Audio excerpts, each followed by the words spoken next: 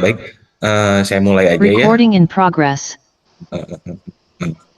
Oke. Ya, jadi selamat pagi semua. Ya, sebelumnya karena masih suasana Lebaran, saya juga mengucapkan mohon maaf lahir batin ya kalau ada salah-salah, baik perkataan, perbuatan. Saya yakin banyak salahnya. Jadi jadi karena arahan dari ITB juga gitu ya, dan juga ya karena memang apa namanya? eh, Sepertinya traffic masih agak sulit gitu ya untuk ke Bandung gitu ya. Mungkin masih banyak yang belum dapat tiket juga gitu ke Bandung. Kita apa namanya? Kita online dulu gitu ya untuk hari ini. Dan mungkin apa namanya? Ya, untuk eh, perkuliahan hari ini kita akan online dulu gitu ya. Dan minggu depan saya akan ngajar di Ganesha dan 2 minggu lagi saya akan ngajar di Cirebon gitu ya. Jadi apa namanya mungkin itu jadwalnya gitu ya. Jadi eh, nah terakhir gitu ya sebelum Lebaran kita sudah membahas pengenalan gitu ya. Pengenalan terkait dengan electric submersible pump gitu ya, atau yang sering kita sebut dengan ESP, atau kalau misalkan di beberapa tempat apa namanya di ini ya apa namanya di Pertamina biasanya gitu ya, eh, apa sebentar, oke. Em,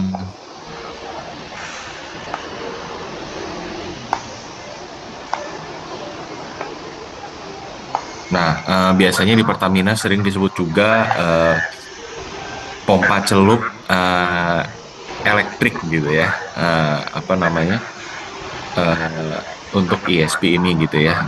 Nah, kalau dalam ESP ini sendiri, kita biasanya gitu ya tidak akan apa ya istilahnya itu nggak ini ya nggak rame gitu ya kalau misalkan kita nggak membahas terkait dengan eh, governing equation-nya gitu ya. Jadi kita harus melihat dulu seperti apa gitu ya kelakuan ESP gitu ya kalau saya bilang. Dan juga kita akan melihat juga parts-partsnya ini seperti apa gitu ya. Nah mungkin saya akan share screen sebentar ya sudah. Nah, oke. Eh, untuk layar saya, apakah sudah terlihat? Sudah Mas, sudah terlihat Mas. Oke, oke. Nah mungkin kita mulai aja ya. Em, nah jadi apa namanya? Eh, Sebentar.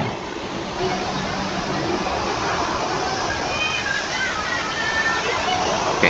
Nah jadi ini adalah apa namanya tentang ESP gitu ya. Jadi sebelum kita menghitung atau kita mendesain ESP dalam kondisi apapun itu gitu ya, karena memang dalam desain ESP ini kita bisa melakukan perhitungan dengan dua cara sebenarnya. Yang pertama itu adalah kita dengan menggunakan dalam tanda kutip hitungan manual gitu ya. Ada banyak korelasinya, kita bisa menggunakan berbagai charts gitu ya. Itu juga bisa gitu ya, nanti saya akan ajarkan mungkin di minggu depan gitu ya, dengan menggunakan chart, kemudian analisa-analisanya, dan juga ya tentu dengan menggunakan software gitu ya. Tapi balik lagi seperti yang saya sudah jelaskan sebelumnya mungkin ya, bahwa saya nggak pengen kita ini menjadi click engineer gitu ya. Jadi kalau apa namanya kalau software gitu ya tentu akan sangat dimudahkan, akan sangat mudah gitu ya. Eh, Apa namanya ya mungkin saya dan Mas Rafael gitu ya, kita bisa desain ESP ya kurang dari 10 menit gitu ya, klik klik klik klik klik, klik, jadi gitu ya. mulai dari IPR, PPR sampai ke ESP-nya itu dalam 10 menit itu bisa jadi. Cuma eh, apa namanya semuanya itu gitu ya dalam ESP ini em, kita harus tahu dulu gitu ya parameter-parameter apa aja sih yang menggovern ESP ini gitu ya. Maksud maksud dari parameter ini tuh apa gitu ya sehingga eh, kalau apa namanya kalau untuk dalam melihat eh, terms ESP ini gitu ya cukup penting, sangat penting kalau saya bilang. Em, Sehingga kita harus tahu dulu gitu ya, harus tahu dulu, jangan cuma ya masa hasil desainnya kayak gini gitu ya, itu yang paling saya hindari gitu ya. Ya mungkin kalau kalian sadar juga kalau saya nyidang tugas akhir topik apapun itu paling nggak seneng gitu ya dengan kata-kata seperti itu. Ya hasilnya kayak gini mas, tapi di belakangnya apa kita nggak tahu sama sekali gitu ya. Itu eh, kurang baik gitu ya, kalau kita bilang kurang baik, kurang bagus. Em, Sehingga ya kita perlu harus tahu dulu gitu ya dari dasar-dasarnya. Nah di sini apa namanya ada beberapa outline gitu ya yang bisa kita lihat. Nah mungkin kita akan mulai dari yang pertama gitu ya, yaitu dasar-dasar perhitungan pompa. Nah jadi kalau misalkan kita bahas dulu dari awalnya, eh, ya ESP memang pertama kali di Indonesia itu eh, sudah cukup lama gitu ya kalau saya boleh bilang gitu ya. Jadi pertama kali memang digunakan oleh Caltex gitu ya, sekarang sudah jadi PHR gitu ya. Kalau dulu masih Chevron gitu ya, jadi apa namanya awal-awal gitu ya dia masih Chevron, sekarang dulu Caltex gitu ya, Caltex. Eh, dan di sekitar apa namanya tahun 70-an gitu ya memang kalau sekarang mungkin saya kira sudah lebih banyak lagi gitu ya. Itu 60% produksi minyak Indonesia itu dari ESP gitu ya, jadi besar sekali kontribusinya gitu ya. Apa namanya eh, apa ya apa ya istilahnya itu kita sangat bergantung gitu ya.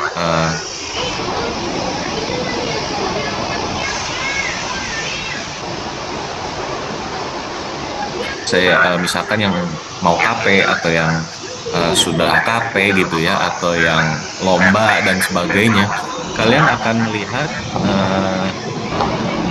sumur-sumur di Indonesia itu sangat didominasi oleh ESP saat ini, lebih tinggi lagi gitu ya. Saya sebenarnya angka sekarang sudah jarang orang hitung gitu ya. Kalau dulu memang ada market intelligence-nya gitu ya. Oh, iya Indonesia ESP-nya sekarang sekian. Sekarang karena memang banyaknya brand ESP yang beredar gitu ya, itu orang sudah susah ngitungnya gitu ya. Karena biasanya satu brand ngitung sendiri gitu kan. Ini ada brand lain ngitung sendiri dan itu karena nggak dipublish. Kalau dulu dipublish kayak gitu ya. Nah, ya apa namanya memang gitu ya ESP ini terutama di lapangan minyak apalagi di Sumatera gitu ya, ESP ini sudah bukan Arlift lagi gitu ya.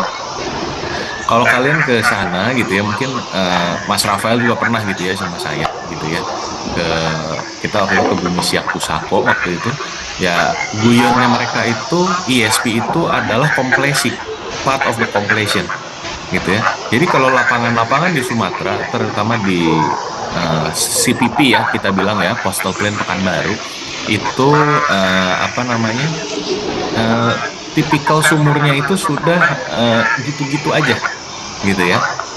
Jadi kalau misalkan kalian belajar di pemboran ada 30 inch, 20 inch gitu ya casingnya. Kalau di sana nggak, mereka udah sudah tipikal 13/3/8, 95/8, tubing 27/8, pendek, atasnya ESP lagi. Jadi ESP itu udah sepaket gitu ya. Apa namanya sudah nggak ada lagi orang yang oh iya nanti ESP-nya kedalamannya segitu enggak gitu ya. Mereka udah tipikal. Oke, sumur kita kira-kira 350 ya udah pakai ESP yang 350 BFPD misalkan ratingnya kayak gitu. Ya di sana sudah tipikal gitu ya. Kemudian kalau kita geser ke Jawa, ya di OSES itu ya masternya ISP gitu ya, jagonya ISP mereka tuh gitu ya. Kalau misalkan kalian pernah ketemu juga senior kita Mas Marda gitu ya, yaitu ahli-ahlinya ISP gitu ya. Jadi ISP ini sudah sangat banyak. ONWJ dulu Gaslift, sekarang banyak ISP juga. Jadi memang ISP ini cukup populer gitu ya.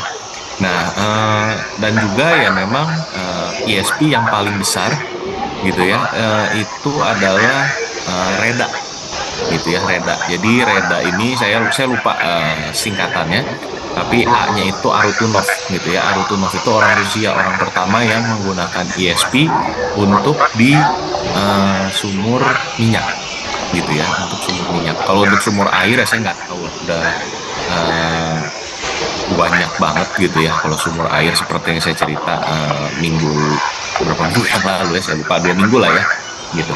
Nah, jadi memang saat ini gitu ya, kalau kalian lihat di Indonesia pun mayoritas didominasi oleh Reda ya. Reda ini sekarang itu ya di Schlumberger gitu ya. Jadi kalau kalian pompanya Schlumberger itu pasti Reda gitu ya. Kemudian ada CenturyLift dan yang lain-lain juga gitu ya, termasuk apa namanya, yang merek Rusia gitu ya. Kebetulan temennya Mas Rafael deh yang dulu sempat kerja di sana gitu ya. Itu Novomed namanya itu ya. Dan ISP ini ya sekarang sudah sangat apa namanya, berkembang gitu ya. Kalau dulu ya kita hanya mencari oh ya yang pompa yang bisa rate-nya ini bisa diatur-atur gitu ya. Sekarang mereka untuk wax gitu ya, untuk minyak-minyak yang memang waxy, minyak-minyak yang challenging gitu ya, kita sudah main sampai ke metalnya, metalurginya itu seperti apa ya, konfigurasinya seperti apa ya. Nah, jadi apa namanya, ISP sendiri gitu ya, sebenarnya ya semua sama aja gitu ya, semuanya hampir sama, mirip gitu ya. Karena ya memang ya prinsipnya itu aja gitu ya, dengan impeller dan diffuser gitu ya. Uh, Cuma misalkan ada di motornya ada protektor dan sebagainya, itu yang berubah namanya, nama aja gitu ya. Ya apa namanya, sama lah misalkan seperti ya saya nggak di endorse gitu ya, misalkan Samsung punya Samsung AI kayak gitu ya, nanti di yang tempat lain ada apa lagi kayak gitu ya. Sebenarnya ya sama aja gitu ya. Kalau misalkan kalian yang seneng smartwatch atau apa ya, ya itu kan cuma beda-beda nama aja gitu ya. Sebenarnya isinya sama, paling ya UI UX-nya aja yang beda kayak gitu. ISP pun sama ya, semuanya prinsipnya standar, ada impeller, ada diffuser, digerakkan oleh motor, dan motornya ini bergerak oleh apa, oleh arus listrik gitu ya. Cuma memang nanti dalam mungkin nanti dalam studi kasus gitu ya, saya akan kasih beberapa studi kasus yang cukup menarik gitu ya. Itu mungkin ada sedikit perbedaan-perbedaan yang saya kira bukan perbedaan yang fundamental sekali kayak gitu ya. Nah, jadi kabelnya ini seperti saya cerita tadi, kita perlu kabel untuk powering the motor, dan powering the motor ini dengan menggunakan kabel gitu ya. Kabelnya ini sendiri nanti dia akan terhubung ke arus apa namanya, ke arus listrik gitu ya, sumber arus listrik yang pastinya di permukaan gitu ya. Nah, jadi apa namanya, dan kedalamannya pun ya ISP bisa dalam sekali gitu ya, tergantung nanti kemampuan dia memberikan additional pressure atau additional gitu ya. Dan apa namanya, ISP ya sekarang rate-nya bisa kecil, bisa besar sekali gitu ya. Seingat saya paling kecil itu 100 BFPD gitu ya, tapi itu pompa yang jarang gitu ya. Jadi isunya bukan lagi di apa namanya, isunya bukan di apa tuh, pompanya cocok atau enggak gitu ya, tapi lebih ke SCM, supply chain gitu ya. Kamu mengorder pompa yang orang cuma bikin mungkin 20 biji seluruh dunia gitu ya, kan susah sekali gitu ya. Kalian war tiketnya Taylor Swift aja setengah mati gitu ya, atau war tiketnya Blackpink dulu gitu kan, apalagi ini ya, tiketnya Blackpink masih banyak lah, atau Coldplay masih banyak gitu ya, walaupun banyak dicalo juga gitu kan, apalagi ini pompa cuma 20 di dunia gitu ya. Ferrari Enzo aja ya, kalau kalau kalian yang senang otomotif pasti tahu Ferrari Enzo gitu ya. Tapi ya itu zamannya saya gitu ya, zaman zaman dulu awal-awal eh, itu apa namanya? eh, Ferrari Enzo itu cuma 500 gitu ya, cuma 500 600 di seluruh dunia gitu ya, dan itu susah sekali gitu ya. Jadi pompa pun sama gitu ya, kalau misalnya kamu punya pompa ya pengen yang kecil banget gitu ya itu susah, atau yang gede banget juga jarang ya. Di sini biasanya mainnya di tengah-tengah kayak gitu ya. Eh, Kemudian ya pompa juga sekarang sudah beberapa itu sudah sampai bisa untuk sumur-sumur horizontal gitu ya. Walaupun memang kalau untuk yang specialized yang untuk di horizontal section itu sulit sekali gitu ya, cukup sulit. Cukup kompleks gitu ya dalam ininya apa namanya, dalam instalasinya. Kenapa? Karena pompanya harus lurus, benar-benar centralized di tengah gitu ya. Jadi memang teknologinya sudah sangat maju gitu ya untuk ESP ini ya. Ini tipikal konfigurasinya gitu ya. Eh, Apa namanya? Ini untuk tipikal konfigurasi dari ESP-nya gitu ya. Jadi apa namanya? eh, apa ini untuk tipikal ESP-nya itu ya, jadi banyak peralatan di bawah gitu ya. ESP akan jauh lebih kompleks gitu ya dibandingkan dengan gas lift yang sudah kalian pelajari sebelumnya, walaupun memang secara operasional eh, ESP ini ya gas lift lebih mudah gitu ya untuk operasionalnya, tapi memang perlu gas, supply gas. Eh, Sedangkan kalau untuk apa namanya, ESP ya tentu dia nggak butuh gas, nggak butuh apa, cuma butuh listrik, tapi memang secara peralatan gitu ya. Jadi kalau kalian nanti dalam capstone, dalam POD, atau nanti kalian kerja gitu ya, kalian harus lihat dulu gitu ya, casing tubing kalian atau kalian mau pasang di mana ESP-nya ini, tempatnya ada atau enggak gitu ya. Karena kan saya nggak tahu ya, kalian sudah mungkin kalau kompresi saya nggak tahu ya udah belajar atau belum ya dengan Mas Daton, Mas Ardi. Seharusnya mungkin saya lupa semester berapa sih kompresi, harusnya sekarang ya.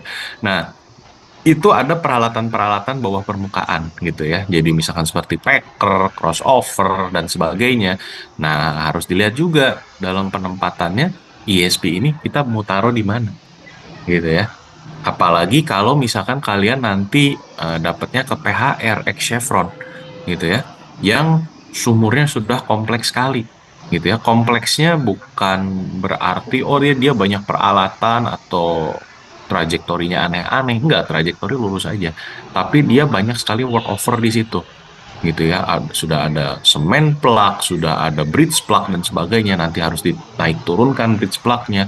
ESP-nya ini pasangnya di mana? Harus ada tempatnya dulu ya. Kalau misalkan tubing kalian atau ya tubing lah anggaplah ya, atau ya tubing, misalkan tubing atau casing lah, casing 7 in gitu ya. Pompanya jangan yang gede-gede, pompanya jangan yang 8 in, kan nggak masuk.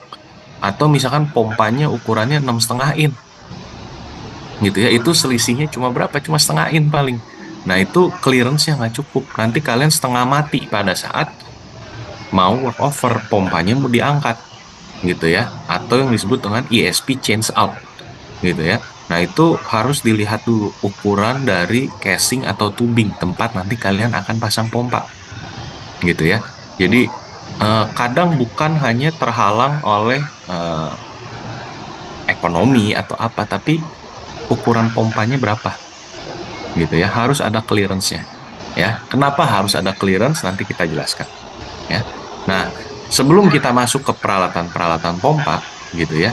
Nah, dalam pompa gitu ya, jadi kalau kalian belajar soal pompa submersible di bidang manapun gitu ya, apakah itu kalian di perminyakan atau kalian belajar di hidro gitu ya, air gitu ya, ilmu tentang air, hidrologi, Itu pasti, atau kalian misalkan ya saya nggak tahu ya kalian kalau di Bandung kalian kemana aja gitu ya. Eh, tapi kalau misalnya kalian ke toko pompa di Bancai gitu ya, di Jalan Bancai situ dekat Kopi Aroma situ banyak toko pompa. Biasanya yang ditanya itu TDH-nya mau berapa gitu ya, atau head-nya mau berapa. Ya, itu semua pompa tuh pasti ditanya itu gitu ya. Jadi apa namanya ya, kita pun harus apa ya istilahnya itu, kalian oh ya kalian memang di teknik perminyakan nih gitu ya, tapi istilah-istilah umum gitu ya, istilah-istilah yang biasa digunakan gitu ya, seperti dalam pompa nanti misalkan, atau kalian dalam casing tubing gitu kan ya, itu kan sebenarnya ya pipa baja gitu ya, dan pipa itu nggak hanya kalian yang pakai gitu ya. Di bidang sipil, di bidang apalagi banyak gitu ya. Nah, jadi kalian harus familiar dulu.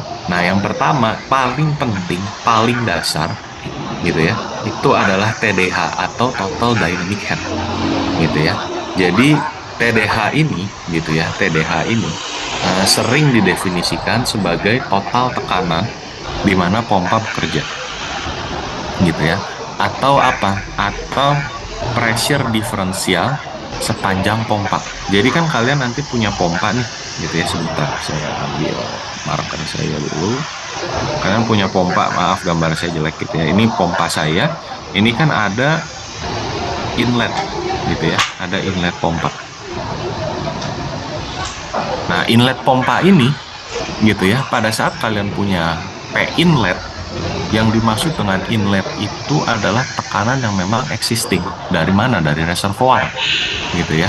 Jadi tekanan fluida yang masuk, kemudian di outlet tekanannya ini karena ada impeller dan diffuser di sini gitu ya, yang berputar terus, itu akan menaikkan tekanannya gitu ya. Berapa sih kenaikan tekanannya ya, ini yang akan kita lihat. Ini P outlet gitu ya, bukan port ya, P out gitu ya. Nah, jadi kalau kalian ini gitu ya, kalau kalian baca di sini, kerja yang dilakukan oleh pompa pada cairan untuk menaikkan dari satu level energi ke energi lainnya. Karena gini, dalam pompa gitu ya, pompa ini kalau misalkan tanpa ESP, misalkan kita punya di sini adalah pressure gitu ya, di sini adalah depth-nya ya. Misalkan tekanannya di sini gitu ya, PW-nya itu segini gitu ya. Nah, kita coba nanti pada saat tanpa pompa, oh dia cuma nyampe sini. Jadi belum nyampe ke wellhead, anggaplah wellheadnya di sini, dia ini tekanannya udah habis gitu ya, tekanannya sudah nggak bisa mensupport lagi. Kenapa? Karena pressure dropnya gitu ya, karena pressure dropnya yang terlalu besar. Pressure drop yang terlalu besar kenapa? Misalkan ya karena fluidanya tekanannya ya memang rendah gitu ya, nature-nya tekanannya rendah gitu ya, misalkan 5000 feet, sumurnya pressure-nya cuma 600 psi gitu ya, kecil sekali pressure-nya, dan kemudian dengan ukuran tubing yang relatif kecil, friction-nya besar, misalkan tubingnya sudah tua gitu ya, tubingnya sudah lama, misalkan dari tahun 80 kalian operasikan, itu pasti kekasarannya akan meningkat. Kenapa? Karena ada misalkan ada endapan-endapan pasir di sana, ada endapan wax, ada minyak yang menempel dan sebagainya kayak gitu ya. Sehingga cukup menyulit.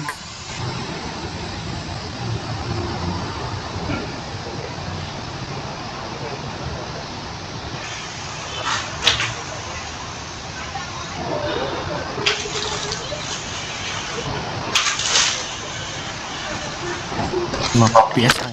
Sedangkan kalian jalannya masih jauh, gitu ya. Dari kepala sumur ke facility itu butuh tekanan minimal 150 misalkan. Ya kalian nggak bisa oprek-oprek gitu ya. Facility yang menentukan gitu ya. Jadi kalau misalkan kalian nanti kalian mengerjakan capstone atau kalian terlibat dalam pekerjaan POD seperti itu bukan kalian yang menentukan, facility akan bilang, teman-teman tekim akan bilang, bukan kalian yang coba ini misalkan Rafael nih PI-nya. Rafael yang ditanya, mau pressure berapa? Nggak ada. Nggak akan pernah kejadian kayak gitu. Ya, yang ada apa, orang facility, teman-teman tekim akan bilang gua butuh tekanan segini, lu yang atur gitu, lu yang atur di sumuran gitu ya. Kalau misalkan tekanannya di situ ternyata cuma 50 psi gitu kan, optionnya ada dua, apakah kita mau pakai ESP atau saya mau pakai booster pump gitu ya. Kalau misalkan sumur saya cuma dua, pas saya pakai booster pump ya lumayan ekonominya agak berdarah-darah saudara-saudara gitu ya. Karena booster pump ya dia besar unitnya gitu ya, kalian apa namanya, harus apa ya istilahnya itu, eh, butuh lah additional support, tempatnya butuh gede dan sebagainya. Nah, yang dilakukan oleh ESP adalah dia di sini, yang awalnya di sini dia geser ke sini. Sorry. Dia geser ke sini. Bentar ya. Geser ke sini.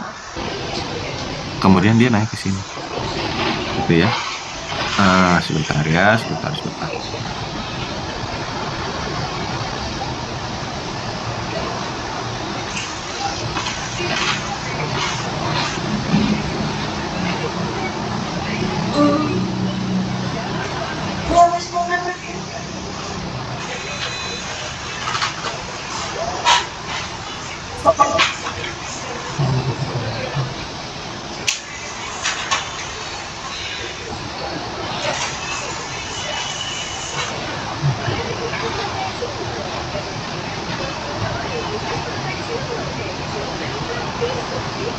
Oke.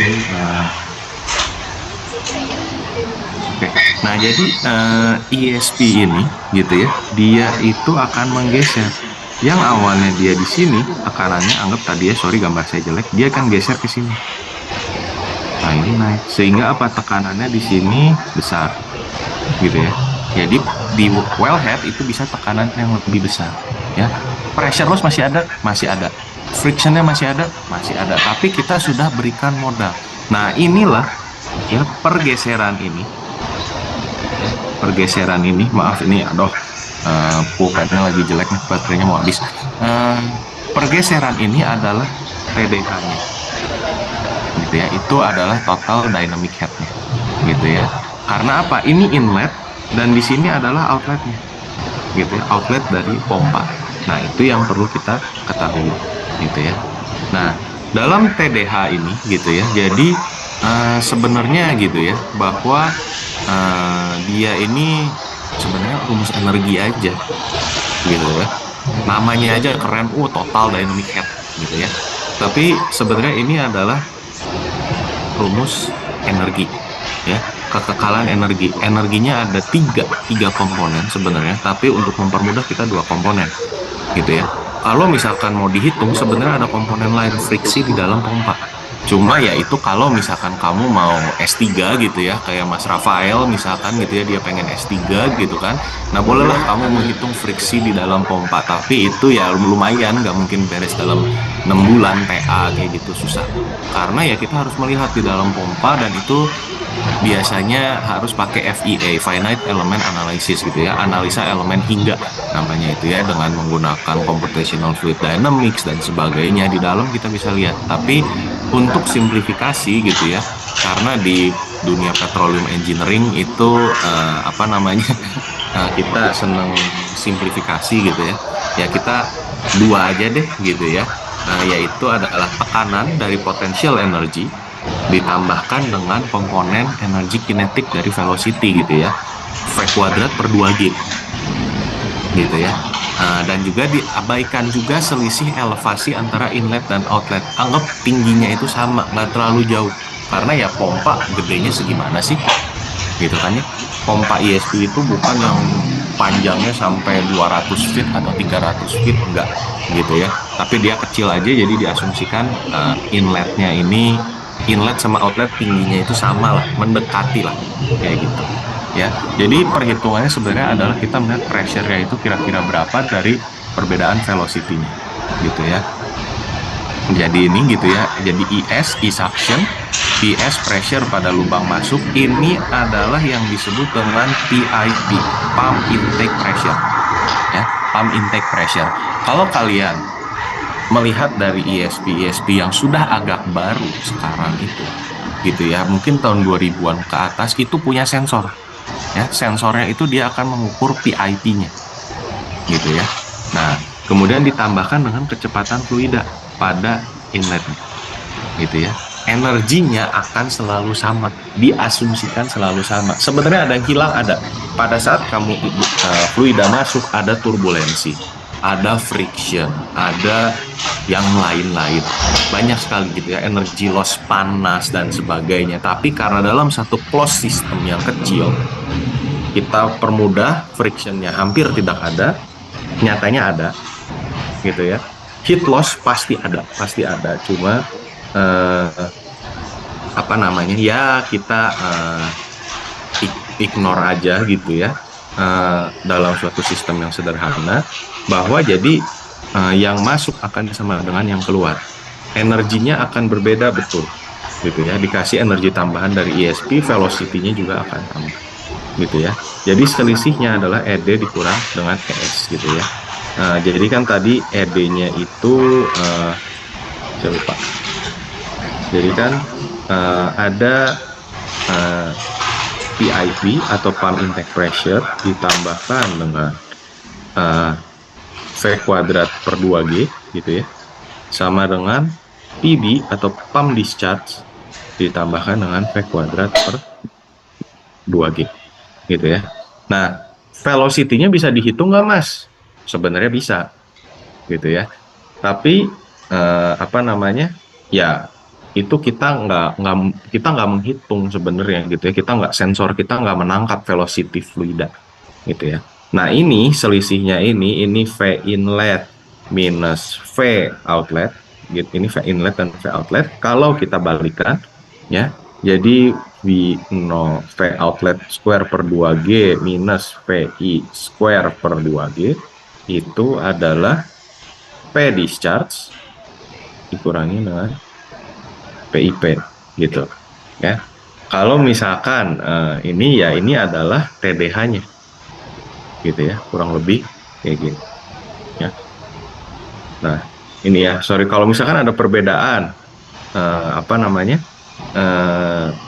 kecepatan, gitu ya, umumnya pasti ada perbedaan ya. Ini gitu ya, dihitung kurang lebih seperti ini, gitu ya. VD kuadrat ini PD plus ini kurangin PS per ini, sorry ya tadi ya.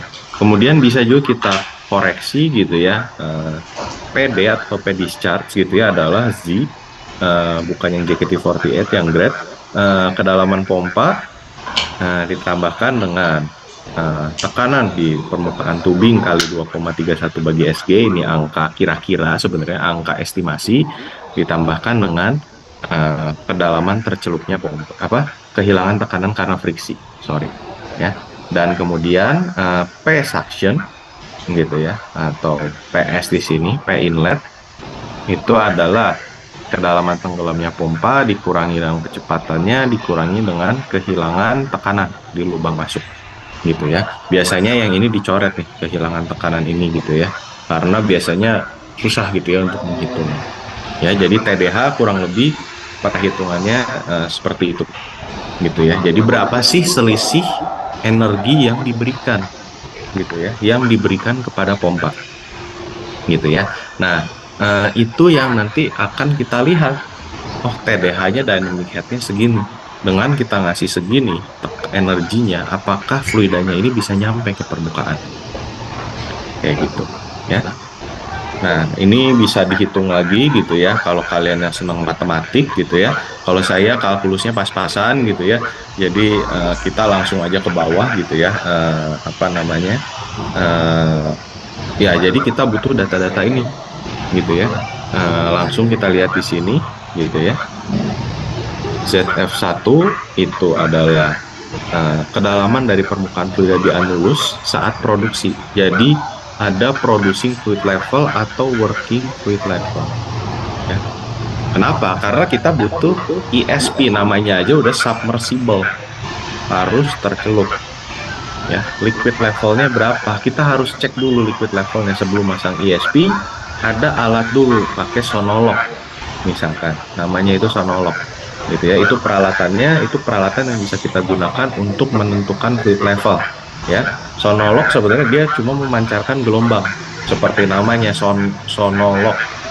Sononya itu adalah sonar gelombang, gitu ya. Jadi dia memancarkan gelombang untuk mengetahui tinggi kolom fluidanya berapa. Kenapa? Karena rambat gelombang di fluida, di cairan, dan di udara, ya, di gas itu akan berbeda jauh.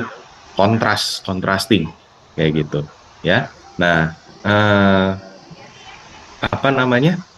Jadi penting kalau kalian punya sonolog atau punya swab test, gitu ya, atau RFT NDT, gitu ya, to confirm liquid level saya di mana, gitu ya. Nah, ini rumusnya, gitu ya. Eh, apa untuk istilah yang terakhir di sini biasanya diabaikan, gitu ya. Nah, jadi rumusnya kurang lebih ya kayak gini, gitu ya, rumus cepatnya seperti itu, ya. TDH ini, ya.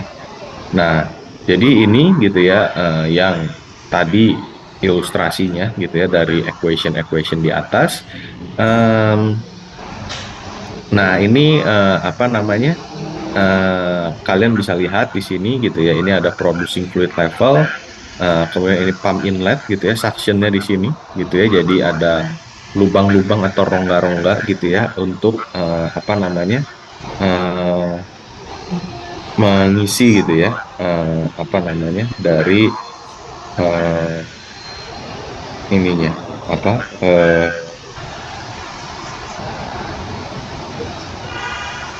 apa namanya, untuk fluidanya masuk, kayak gitu ya. Kemudian ada pump discharge, gitu ya. Jadi jaraknya nggak jauh. Nah, ini ya, jaraknya nggak jauh. Gitu ya. Di sini juga biasanya ada filter, gitu ya. Untuk apa? Untuk mencegah pasir masuk, gitu ya, atau padatan-padatan lainnya masuk. Ya. Nah, kemudian selain itu, gitu ya, jadi TDH ini setelah kalian hitung, gitu ya, total dynamic head itu adalah berapa besar pressure yang harus kalian kasih, support pressure yang harus kalian kasih ke pompa kalian, ke fluida kalian, ya. Dari situ kita bisa menghitung apa? Horsepower, ya. Kita bisa menghitung horsepower. Nah, kenapa? Karena dari horsepower itu akan menentukan kelistrikan. Listriknya cukup atau enggak. Kalau misalkan kalian di onshore, lapangannya sudah dekat-dekat peradaban lah, saya boleh bilang, gitu ya, sudah ada electric grid-nya PLN atau ini, ya itu nggak masalah, gitu ya. Kalian cuma mungkin bayar tokennya aja agak mahal, gitu ya. Tapi ya perusahaan migas di lapangan nggak pakai token, gitu ya.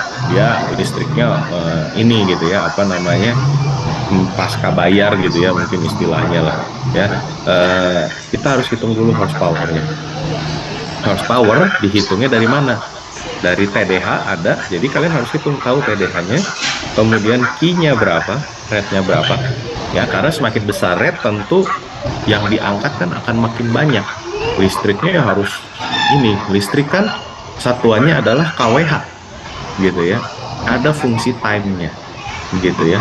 Ada fungsi time. Kalau ada fungsi time, artinya fungsi apa? Fungsi laju alir, gitu ya. Dikalikan dengan juga dengan SG, gitu ya. Apa namanya, sebagai ini fluidanya, gitu ya, penanda fluidanya. Dan ada conversion factor. Conversion faktornya ini ada dua, gitu ya, 135,770 kalau Q-nya dalam barrel per day, gitu ya, dan TDH-nya dalam feet. Kalau kalian pakai satuan SI, meter kubik per day, itu pakainya 6580, gitu ya. Itu untuk menentukan horsepower-nya dari pompa, gitu ya. Nah, kemudian juga ada apa namanya, horsepower-nya ini kita koreksi lagi, gitu ya. HHP ini adalah hydraulic horsepower. Ini yang apa namanya, yang dibutuhkan atau horsepower-nya, gitu ya, itu adalah hydraulic horsepower dibagi dengan efisiensi pompa, efisiensi motor, dan efisiensi kabel, gitu ya. Jadi kalau misalkan kenapa pompa, ya ada efisiensinya, gitu ya. Ada friksi di dalamnya dan sebagainya, impeller diffuser, ada friction, ada panas yang hilang dan sebagainya. Itu efisiensi pompa itu rata-rata 55-75%, gitu ya. Apa namanya, dalam efisiensi ini gitu ya. Ini saya dulu saya ini sekitar 70, sekarang itu udah bisa sampai 75 pompa itu ya, yang cukup bagus gitu ya, pompa bisa sampai 75%. Em, Kemudian juga ya, jadi kalau misalkan kalian lihat ada pompa nih gitu ya di Pipe Sim atau di Prosper kalian, kemudian kalian, oh ini kok cuma 60% efisiensinya, jangan dipaksain gitu ya. 55 sampai 75 itu udah bagus kayak gitu ya. Apa namanya, karena ya peralatan bergerak atau ini ya sekitar segituan ya. Carnot engine aja kan sekitar 70%, 80% gitu ya. Pompa 55 75 udah oke. Kemudian efisiensi motor, motor adalah sesuatu yang bergerak ya, sama seperti kendaraan kalian itu 85% gitu ya. Saya nggak akan masuk ke debat mobil listrik sama mobil petrol gitu ya, mana yang lebih efisien saya nggak mau masuk gitu ya, itu urusannya Fitrairy aja gitu ya. Eh, Cuma dalam motor itu efisiensi umumnya sekitar 80 sampai 85%, karena motor sendiri ada gesekan, ada panas dan sebagainya, termasuk di kabel gitu ya. Kabel yang mentransmisikan daya listrik gitu ya, itu nggak sepenuhnya efisien 100% gitu ya. Nggak ada yang efisien 100%, manusia ada capek gitu ya. Nggak ada yang efisien 100%. Kalau misalkan kalian melihat kabel-kabel sutet atau apa ya, kalian coba dekat-dekat situ deh, tapi ya nggak saya sarankan. Itu biasanya kan panas, udara itu sekitar situ panas.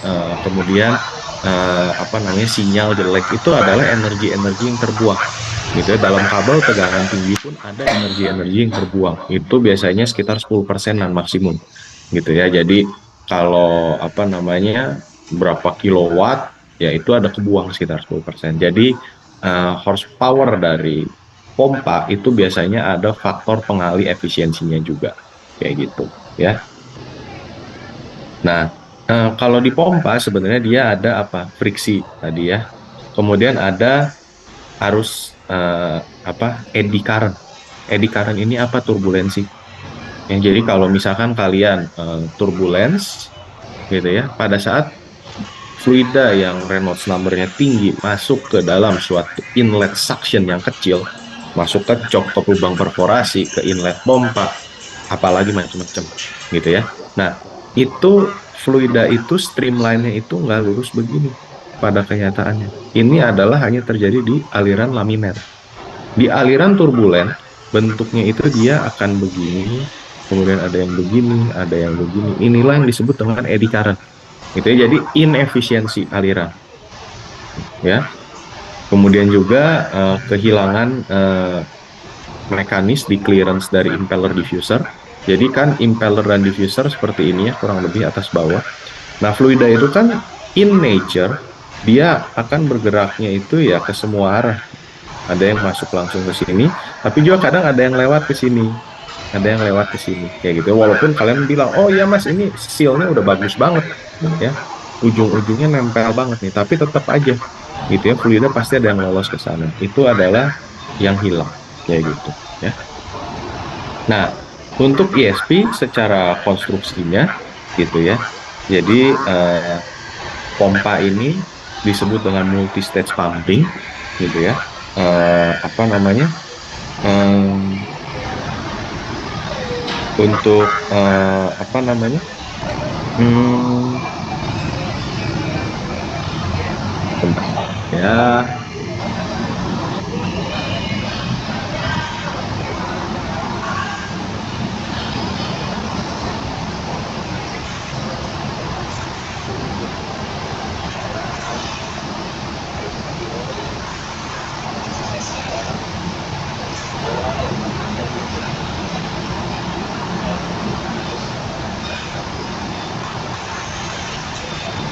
eh, sorry tadi putus sebentar.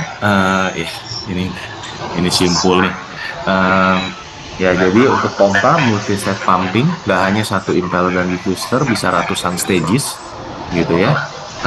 Ada impeller, dia melekat atau bisa bergerak gitu ya, floating gitu ya.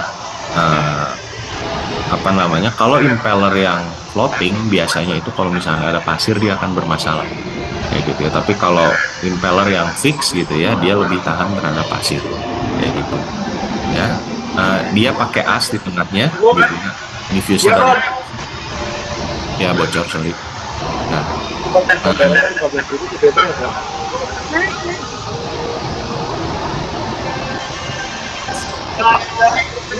itu yang ke bandara itu tolong di ini dulu ya, di suaranya ya bocor tadi yang mau ke bandara.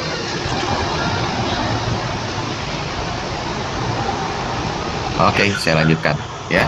Jadi impeller dan diffuser dia dipasang pakai as gitu ya, pakai apa namanya istilahnya itu dia pakai suatu rod atau suatu batang gitu ya yang menghubungkan seal dengan motor, dan biasanya impeller dan diffuser ini dia biasanya dibuat dari metal yang cukup bagus gitu ya, alloy campuran logam, ada besi, ada nikel, bronze, dan asnya itu monel kayak gitu ya.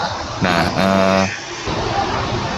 impeller dan diffuser pun jadi sama, dia ini seperti panci yang kalian punya di rumah gitu ya. Kalau misalkan yang suka masak atau apa gitu ya, kalian punya teflon ya, itu pada beberapa jenis impeller dan diffuser dia itu dilapisi dengan anti stick gitu ya, atau anti lengket. Kenapa? Karena impeller dan diffuser juga bisa macet kalau misalkan kalian punya minyak waxy gitu ya, minyaknya ketahan di situ ya, yang padatan-padatannya atau aspaltennya nempel ya, itu seperti pincang nanti impeller dan diffusernya itu ya, terlalu berat gitu ya, sehingga centrifuge forcesnya nggak maksimal gitu ya. Pada saat seperti itu yang terjadi adalah apa namanya TDH menurun, efisiensi juga akan menurun drastis gitu ya, sehingga sekarang ini orang sudah memikirkan ke arah metalurgi gitu ya. Sebelum itu, sebelum masuk ke impeller dan diffuser, harus ada conditioning dulu dari minyaknya ini gitu ya. Bukan berarti di bawah ada peralatan yang apa ya, seperti bersih banget kayak gitu kan, enggak, tapi minimal sekali saya punya gas separator gitu ya. Jadi di bawah ada gas separator. Sebenarnya gas separator ini bukan seperti separator yang di permukaan, oh ada retention time, yang enggak, dia itu cuma centrifuge aja ya, untuk melemparkan kembali gasnya ke bawah gitu ya. Nah, jadi bisa turun centrifuge gitu ya, dan dia dikirim ke anulus secara gaya sentrifugal. Yang ke atas adalah minyak yang gasnya karena ringan apa namanya dilemparkan lagi ke bawah kayak gitu ya. Nah, apa namanya ya, biasanya kalau di reda di Schlumberger itu sering disebutnya adalah dengan AGH gitu ya, annular gas handler. Nih kartu kredit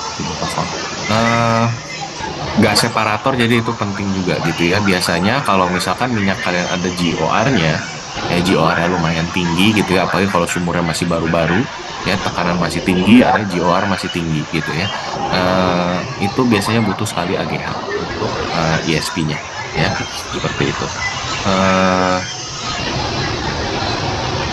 Kemudian ya ini bentuknya gitu ya, jadi ini adalah inletnya, di sini biasa ada gas separatornya ya, kemudian di sini juga biasanya ada filter ya untuk pasir dan sebagainya, karena apa namanya ya ESP nggak boleh kena pasir gitu ya. Jadi itu kelemahannya ESP, itu nggak boleh kena pasir, nggak boleh kena gas yang terlalu banyak ya, kayak gitu. Ini impeller dan diffusernya, ini satu stage gitu ya, ini yang disebut satu stage, dan ini ya karena gambarnya aja begini gitu ya, jadi ini kelihatannya cuma dikit padahal dia bisa banyak sekali gitu ya stagesnya. Nah, inilah yang disebut dengan mix flow gitu ya. Jadi kalau dalam minyak-minyak yang memang dia punya aspalten, punya wax gitu ya, biasanya jadi ada dua. Yang pertama itu adalah radial flow biasa, dan yang kedua ini adalah yang disebut dengan mix flow gitu ya. Ini mix flow nih. ya. Jadi si impeller dan diffuser itu bentuknya itu irregular, beda-beda, nggak sama semua, gitu ya. Supaya apa? Supaya nggak ada tempat untuk mendeposit si waxnya. Jadi waxnya nggak jatuh, gitu ya, karena bentuknya asimetris, gitu ya. Itu yang disebut dengan mix flow. Nah, biasanya kalau misalnya minyak kalian punya komponen berat, kalian biasanya bakal minta tuh nanti ke Schlumberger, ke Reda, eh ya, gue minta mix flow dong, impeller diffusernya. Buat apa? Supaya isu-isu dari wax ini gak terjadi, kayak gitu ya. Nah, ini gas separator ya, gitu ya. Jadi ini kopling sambungannya. Nah, intake-nya di sini, gitu ya. Ya, ada shaft di tengahnya. Ini di sini dibentur-benturkan dengan centrifuge supaya gasnya jatuh dan minyaknya naik ke atas. Ya. Nah, kemudian juga eh, motor, gitu ya. Motor ini dia ini motor itu adalah part yang paling sensitif, gitu ya, di dalam ESP. Ya, jadi eh, sama seperti mesin kendaraan kalian, gitu ya. Mesin kendaraan motor kalian atau mobil kalian, mesinnya boleh nggak sih kemasukan air? Mesinnya loh ya, nggak boleh kemasukan air. Makanya kemarin waktu menjelang mudik itu kan ada berita viral tuh ya, yang SPBU dicampur air, gitu kan, di Bekasi atau di mana saya lupa lah, gitu ya. Itu banyak banget yang mogok, gitu kan, karena mesin nggak boleh kecampur sama air. Begitu juga motor ESP itu nggak boleh nyampur, gitu ya, sama air atau sama minyak yang lain, gitu ya. Apa namanya, supaya apa, supaya dia ini supaya nggak rusak, gitu ya, supaya nggak rusak. Kalau misalkan mesin mesin sekarang kan udah bukan dua tak lagi ya, yang bensin dicampur sama oli, gitu kan. Nah, tapi kalau mesin sekarang itu ya dia ada oli mesin, gitu ya. Oli mesin ini ya harus bersih, gitu ya. Harus bersih, makanya kan disuruh diganti tiap 5.000 kilometer sekali atau 6 bulan sekali, gitu ya, supaya tetap bersih, supaya nggak tercemar, gitu ya. Ada pengotor-pengotor ya itu bikin mesin kalian rusak, kayak gitu ya. Makanya butuh seal section, gitu ya. Ada seal-sealnya, seal-seal karet, gitu ya, yang disebut dengan seal section atau protektor. Itu sama, gitu ya, di mesin mobil dengan mesin ESP, motornya ESP itu ada seal-sealnya juga. Supaya apa?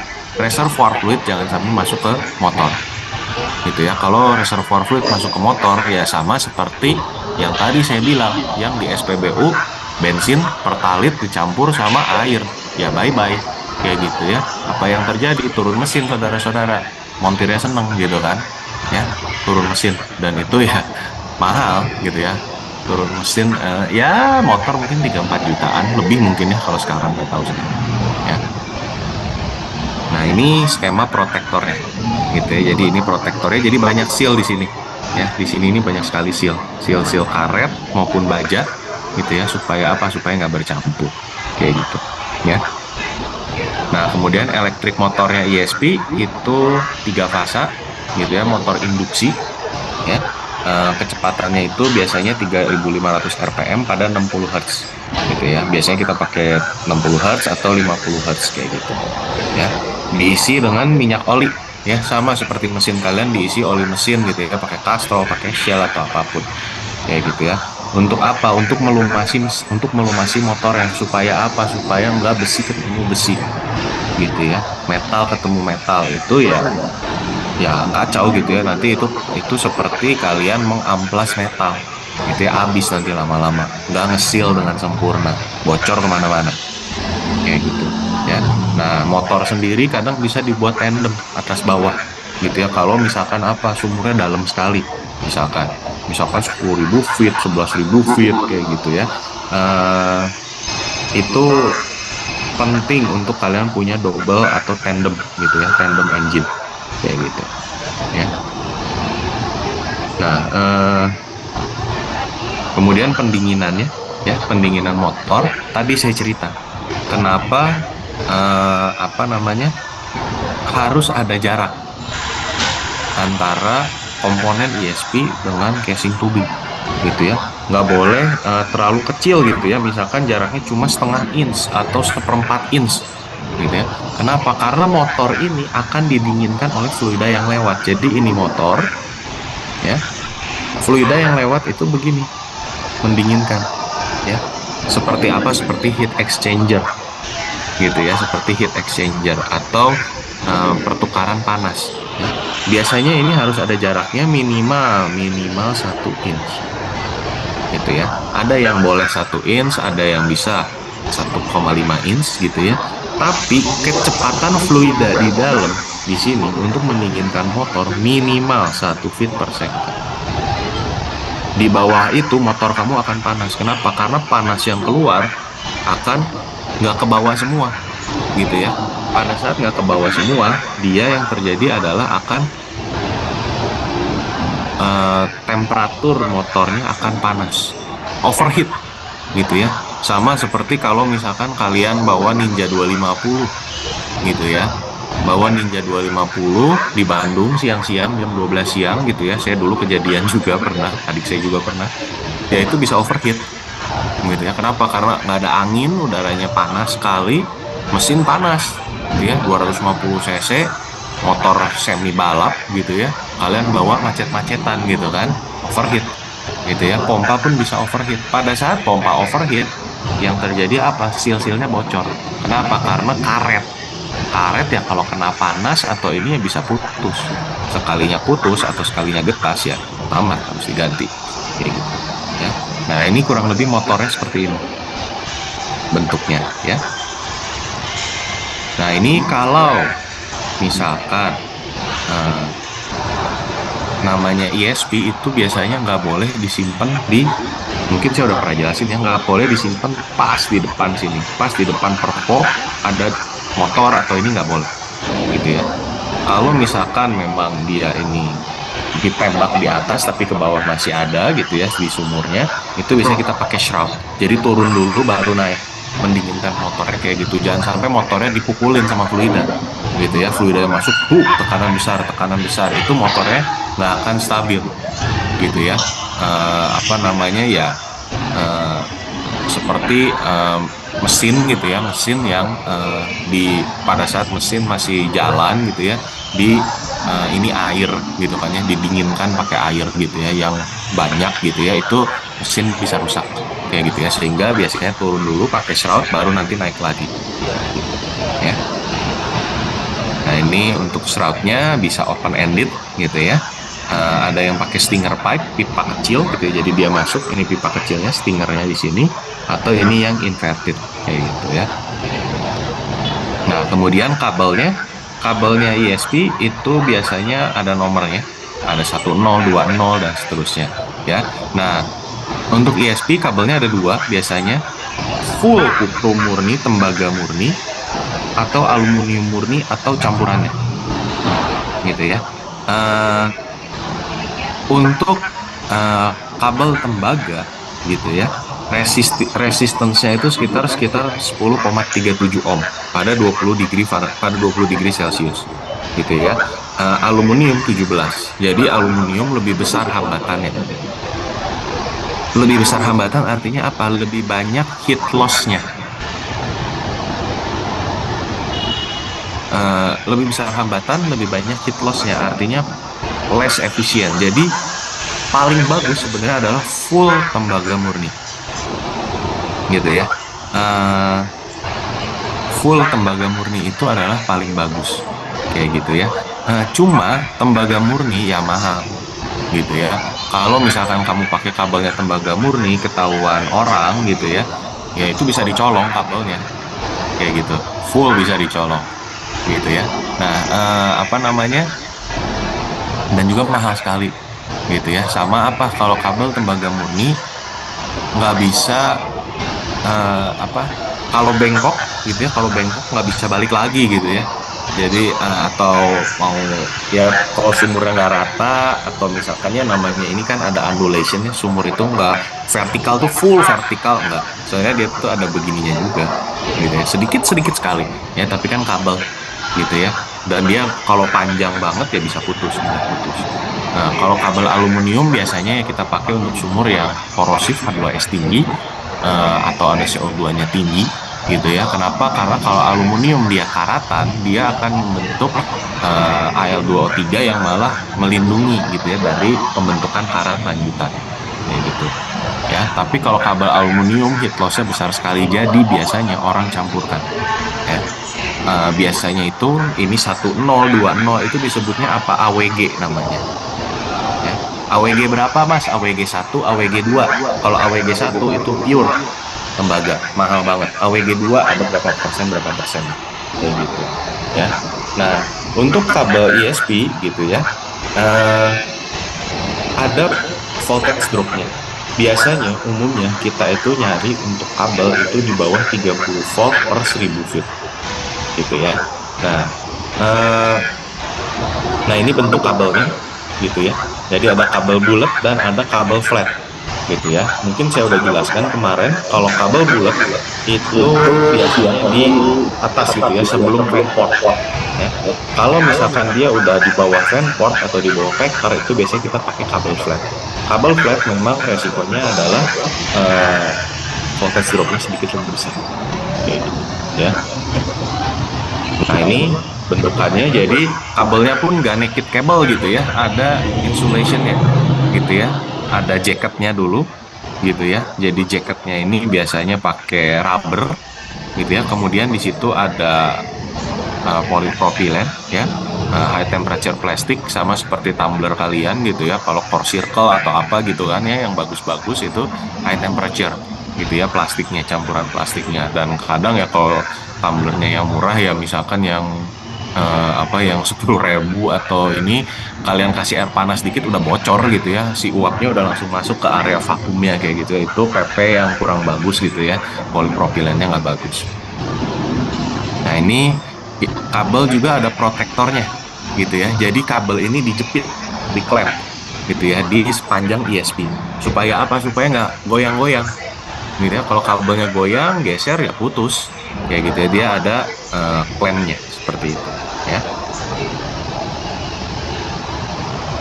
Nah ini juga ini untuk wellhead-nya gitu ya. Jadi ada entry khusus gitu ya untuk ESP ini gitu ya. Untuk memasukkan kabelnya ya, biasanya masuk dari sini gitu ya, dari sini kabelnya masuk kayak gitu ya. Nah ini juga untuk kabel sendiri ya, jadi dia ini ada batas temperaturnya. Jadi kalau misalnya kalian mau masang kabel atau ini ya harus tanya dulu gitu ya, butuh kira-kira berapa sih BHT-nya, bottom hole temperatur berapa gitu ya, untuk kita melihat kabelnya nanti cocok yang mana ya. Kemudian ya ini ada switchboard di atas di permukaan gitu ya, range-nya 400 sampai 2400 volt ya. Kotaknya tahan cuaca, sama seperti kalau kalian di rumah ada switchboard juga ya yang isinya saklar-saklar itu gitu ya. Nah itu kan si boxnya itu ya dari besi gitu ya, yang dicat ini supaya apa? Supaya kalau kena hujan atau apa nggak rusak gitu ya. Kemudian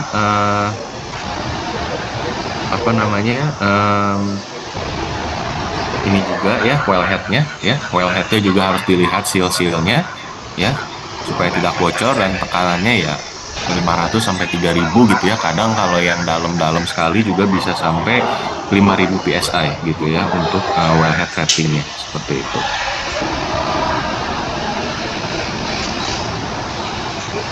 Nah kemudian biasanya kita juga punya check valve gitu ya, di atas gitu ya, di atas pompa biasanya kita punya check valve supaya apa? Supaya nggak reverse flow gitu ya. Jadi pada saat kamu mematikan pompa, misalkan ada isu nih sesuatu gitu ya,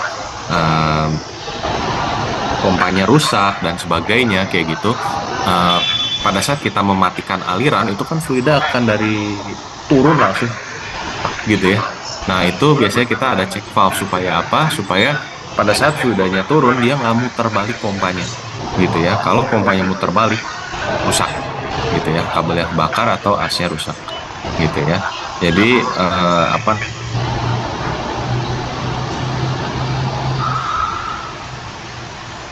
nama begitu ya. Kemudian ada junction box ya.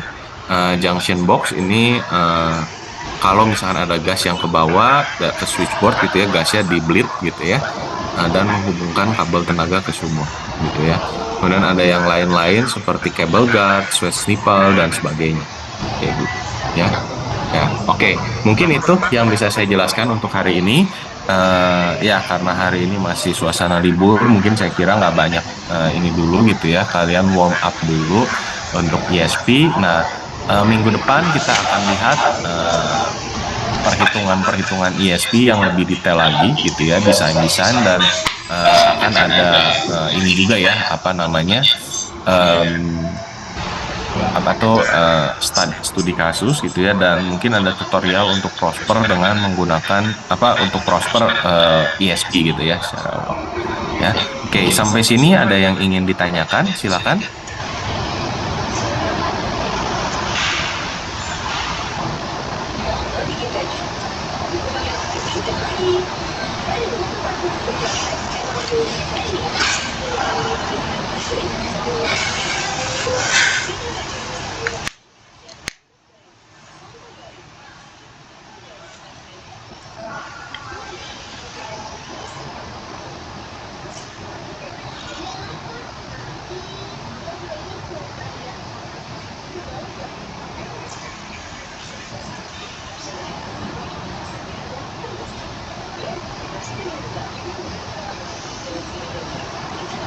Oke, mungkin jika tidak ada yang ingin ditanyakan, saya cukupkan kelasnya untuk hari ini.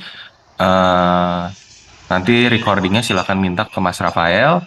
Saya kira cukup untuk hari ini. Terima kasih. Selamat Recording ya. stopped. Terima kasih.